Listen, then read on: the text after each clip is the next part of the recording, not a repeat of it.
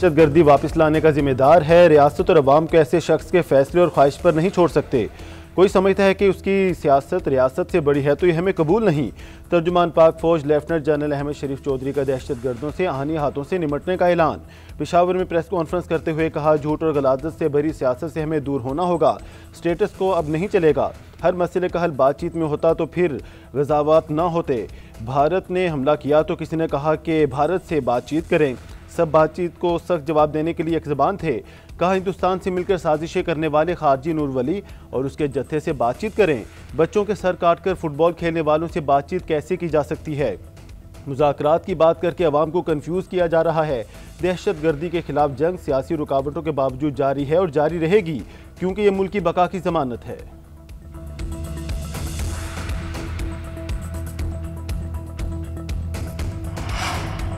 कि आप कह रहे हैं सूबे में ऐसी क़यादत लाई जा रही है जो रियासत के खिलाफ है, तो ऐसा नहीं हो सकता। ऑपरेशन ना करें, बातचीत करें। ये कौन कह रहा है? वो शख्स जो कह रहा है कि ऐसी सूबाई हुकूमत बर्दाश्त नहीं जो ऑपरेशन के खिलाफ खड़ी ना हो। उस वक्त वो रियासत के जिम्मेदार थे, आज वो रियासत का हिस्सा नहीं, फिर भी ये कह रहे हैं। DGISPR लेफ्टिनेंट जनरल अहमद शरीफ का KP के नामजद वज़ीर आला सुहेल आफरीदी के हवाले से सवाल पर जवाब। कहा, 9 मई पर मौक़िफ़ वाज़ी है कि यह फ़ौज का नहीं अवाम का मुकदमा है। कोई मुल्क उस वक्त तक आगे नहीं बढ़ सकता जब तक ऐसे किरदारों को कैफरी किरदार तक ना पहुँचाया जाए। आहिस्ता आहिस्ता 9 मई के लोग कैफरी किरदार तक पहुँच रहे हैं। ऐसा करने में ही पाकिस्तान की बका है। दहशत गर्दी के खिलाफ बाकी सूबे NFC का 1% अपना हिस्सा काट देते हैं। वो कहाँ लग रहा है? KP में हर साल कुदरती आफत आती है, पैसा वहाँ क्यों नहीं लगता? हुकूमतों को चाहिए अपना काम खुद करें, अपना वजन खुद उठाएं। हमेशा कहा है हमें सियासत में ना लाएं। आपकी सियासत आपको प्यारी है। हमारे लिए तमाम सियासी जमातें और सियासतदान काबिल एहतराम हैं।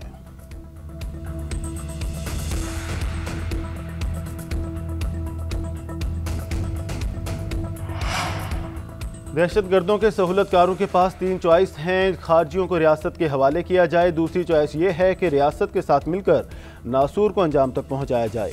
अगर ये दोनों काम नहीं करने तो रियासत की तरफ से एक्शन के लिए तैयार रहें। तर्जुमान पाक फौज लेफ्टिनेंट जनरल अहमद शरीफ चौधरी का कहना है, दहशत गर्द अफगानिस्तान से आकर यहाँ पनाह लेते हैं। दहशत गर्द कबाइलियों के बच्चों और ख्वातीन को ढाल बना रहे हैं। कोई कोलेटरल डैमेज नहीं। दहशत गर्द होते हैं या उनके सहूलतकार। ये एक बयानिया बनाते हैं कि बॉर्डर पर फौज बैठी है, फौज स्मगलिंग रोकती है तो सियासी ताल्लुक निकल आता है।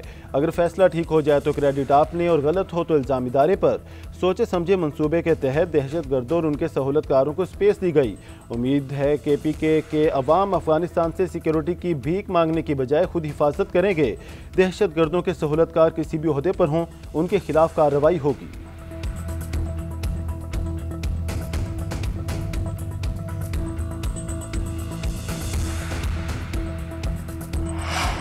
डेरा इस्माइल खान में पुलिस ट्रेनिंग सेंटर पर दहशत गर्दों का हमला। पुलिस राय के मुताबिक पुलिस की जवाबी फायरिंग से 3 दहशत गर्द हलाक। हमलावरों ने भारी हथियारों का इस्तेमाल किया। धमाकों से अतराफ के घरों की दीवारें लरज़ उठीं। कई घंटे तक फायरिंग का तबादला। पुलिस और सिक्योरिटी फोर्सेज ने मुख्तलिफ अतराफ से घेरा डाल लिया। FC क्लास से SSG के दस्तों को पुलिस ट्रेनिंग सेंटर तलब कर लिया गया।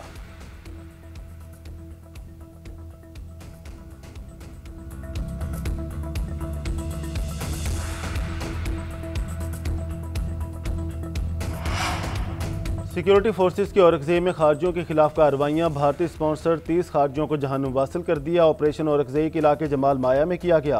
हलाक दहशतगर्द लेफ्टिनेंट कर्नल जुनेद तारिक और मेजर तैयब राहत समेत जवानों की शहादत में मुलविस थे। हमले के मरकजी अनासर को इंसाफ के कटहरे में ला खड़ा किया। ISPR के मुताबिक मजीद भारतीय स्पॉन्सर्ड खारजियों की तलाश और खात्मे के लिए सैनिटाइजेशन ऑपरेशन जारी है। सदर मुमलिकत और वज़ीर आज़म समेत कौमी क़यादत का सिक्योरिटी फोर्सेस को खराज तहसीन। वफाकी वज़ीर दाखिला मोहसिन नकवी ने कहा, 30 खारजियों को इबरतनाक अंजाम तक पहुँचाकर बड़ी कामयाबी हासिल की है।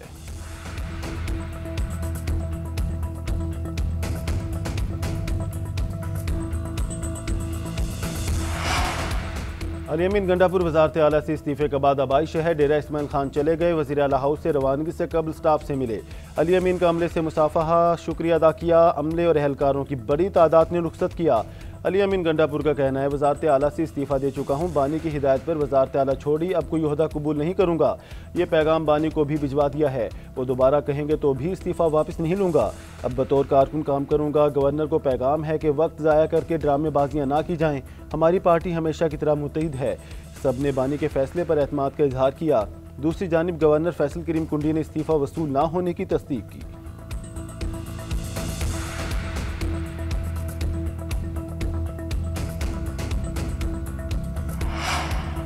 गवर्नर खैबर पख्तूनख्वा फैसल करीम कुंडी की मौलाना फजल रहमान से मुलाकात। खैबर पख्तूनख्वा की सियासी सूरत हाल पर तफसीली मुशावरत। सियासी जमातों के इत्तेहाद और मुस्तकबिल के इम्कानात पर भी गुफ्तगू। वज़ीर आला खैबर पख्तूनख्वा के इस्तीफ़े के बाद की सूरत हाल पर भी तबादला ख्याल।